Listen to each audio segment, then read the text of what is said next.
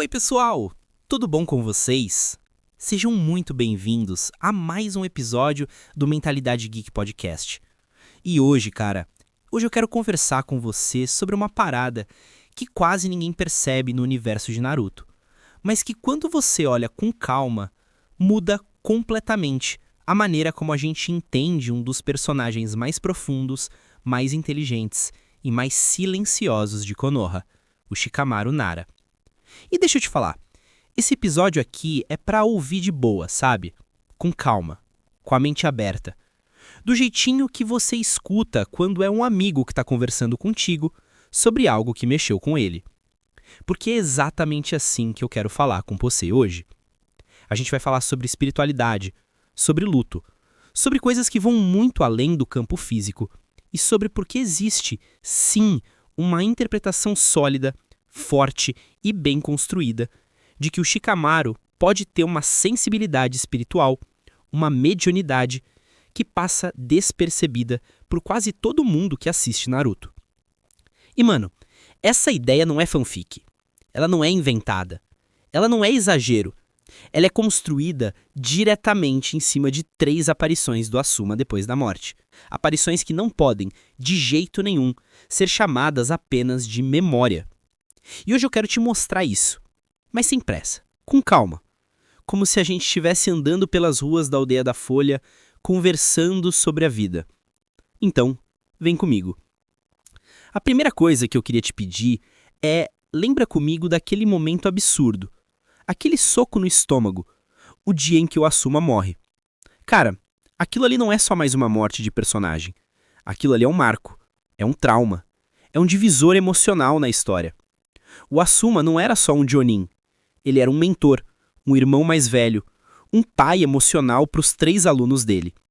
E, principalmente, era o cara que enxergava no Shikamaru aquilo que o Shikamaru tinha preguiça de enxergar em si mesmo. E aí, mano, quando o Hidan enfia a mão no peito dele, quando a vida do Asuma escapa, quando ele olha pro Shikamaru e diz aquelas últimas palavras, aquilo ali é o tipo de momento que deixa cicatriz até na gente que tá assistindo. Mas o que muita gente não percebe é que quando ele morre, o anime, e aqui eu tô falando de forma literal, mostra o espírito dele se levantando. Não é metáfora, não é memória, não é reconstrução mental do Shikamaru.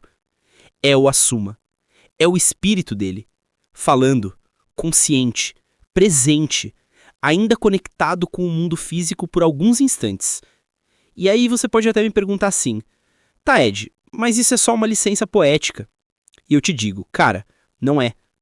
Porque do ponto de vista da filosofia oriental, principalmente o shintoísmo, isso é absolutamente normal. No Japão, o espírito não some depois da morte.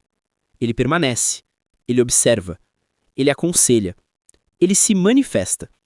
E se você olhar com carinho para a cultura que construiu Naruto, você vai perceber que o mundo ninja é totalmente atravessado por espiritualidade. Não é à toa que tudo ali funciona com base em chakra, que é energia vital. Não é à toa que as lendas, os rituais, os templos, os clãs, tudo tem um pé no espiritual. Então sim, faz todo sentido que o espírito do Asuma apareça no momento da morte dele. Ele tá ali, finalizando o que ainda precisava ser dito. Mas essa é só a primeira aparição, a mais óbvia, a mais esperada. A segunda, mano, a segunda é outra história. É aí que a coisa fica realmente profunda. Eu quero que você imagine a cena comigo. Shikamaru tá no templo, sozinho, num silêncio que chega a doer. Ele tá carregando no peito a responsabilidade de destruir o Hidan, o cara que tirou a vida do mestre dele. E você sabe como Shikamaru é. Ele guarda tudo pra ele. Ele não explode, ele implode. E ali, mano, naquele momento, naquele vazio cheio de significado, ele acende um cigarro. E o Asuma aparece. Cara, olha só. Isso não é uma lembrança. A câmera não trata como flashback. Não tem borda diferente. Não tem filtro de memória. O episódio não marca como recordação. O Asuma aparece do lado dele, como se tivesse sentado ali, do jeito que sempre sentou, conversando com ele, aconselhando, guiando. E mano, tem um detalhe que as pessoas simplesmente ignoram, talvez porque seja doloroso demais encarar, mas que muda tudo. Shikamaru acende um cigarro e entrega para o espírito do Asuma. E isso, cara, memória nenhuma faz. Memória não recebe cigarro. Memória não interage com o objeto físico. Memória não cria diálogo novo. Memória não reage. Memória não dá conselhos que ainda não foram dados em vida. Aquilo ali é um encontro. Aquilo ali é comunicação espiritual. E aqui é onde entra uma parte muito interessante da filosofia. Porque enquanto muita gente acha que espiritualidade é só assunto oriental, a verdade é que a filosofia ocidental, desde a Grécia, já falava disso. Sócrates dizia que era guiado por um daimon, uma espécie de voz espiritual que aconselhava as ações dele. Platão defendia a ideia de que o mundo visível é só uma sombra do mundo real, o mundo inteligível, que é onde a alma existe plenamente. Aristóteles via a alma como o princípio vital que continuava, mesmo depois da dissolução do corpo físico. Apolônio de Tiana, um dos filósofos mais místicos da antiguidade, descrevia encontros com espíritos de forma semelhante ao que acontece no templo entre Shikamaru e Asuma. Santo Agostinho falava da alma como algo que continua consciente e ativa após a morte. São Tomás de Aquino defendia que a alma é incorruptível e mantém identidade, memória e razão mesmo fora do corpo. Ou seja, mano, não é só a cultura japonesa que vê naturalidade na comunicação entre vivos e mortos. A filosofia ocidental inteira tá cheia disso. E se você juntar esses dois mundos, o oriental e o ocidental, você começa a enxergar um padrão, um ponto em comum.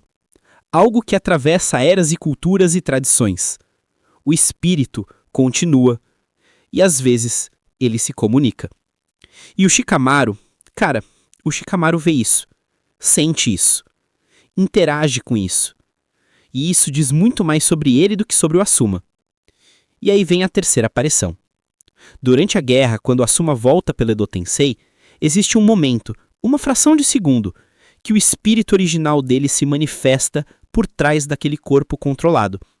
Ali não é memória, é consciência, é alma por cima da técnica proibida. É Asuma olhando para os seus alunos, orgulhoso e dizendo que eles cresceram. E o Shikamaru sente. Você vê nos olhos dele. Ele não está vendo só o corpo reanimado. Ele está vendo o mestre. Ele está vendo o espírito.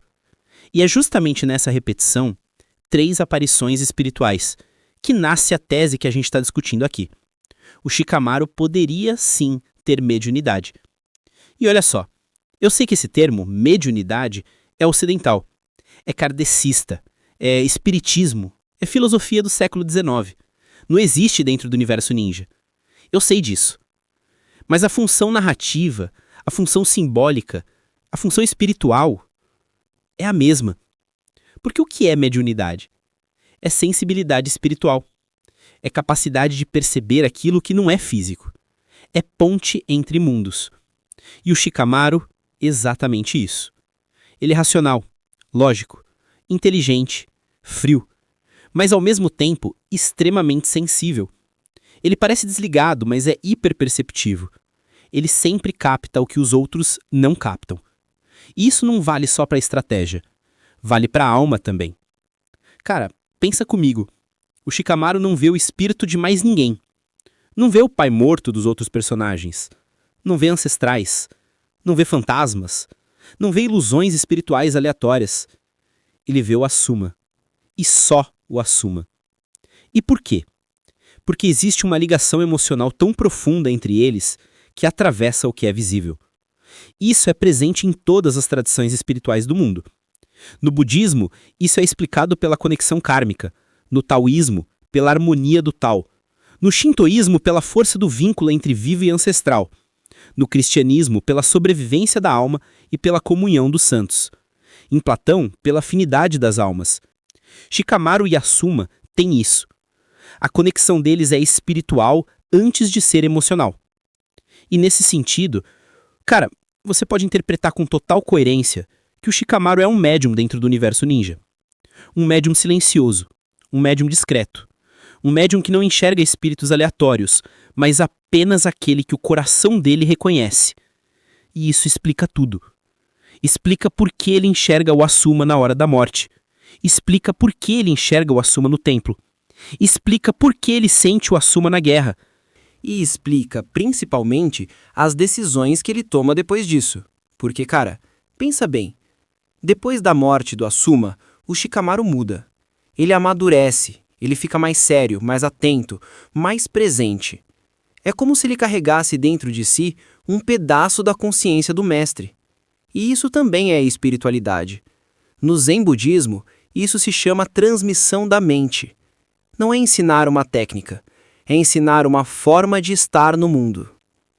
E quando você entende isso, mano, tudo faz sentido. E aqui eu quero trocar uma ideia contigo de um jeito bem direto, como se a gente estivesse sentado no sofá, de boa. Olha só, o luto é uma coisa estranha. Ele não acaba quando a pessoa morre. Ele continua, ele se transforma, ele vira memória, vira presença, vira saudade, vira aprendizado. E muita gente que já perdeu alguém importante, talvez até você, sente essa presença de vez em quando. No cheiro, no som, no pensamento, na intuição, no silêncio. E a verdade é que, filosoficamente falando, não existe diferença entre essa presença e a maneira como Shikamaru vê o Asuma. As tradições espirituais do mundo inteiro reconhecem esse tipo de fenômeno. O shintoísmo chama de kami, o espiritismo chama de espírito, o cristianismo chama de alma, Platão chama de forma inteligível, Jung chama de arquétipo, o budismo chama de consciência, o taoísmo chama de fluxo e Naruto chama de chakra. Mas no fundo, tá todo mundo falando da mesma coisa, da continuidade da existência, da ligação entre mundos, da presença que fica, do amor que não morre. E o Shikamaru, cara, ele vive isso de um jeito tão delicado, tão real, tão humano, que praticamente grita pra gente: a espiritualidade existe, mesmo quando você finge que não existe.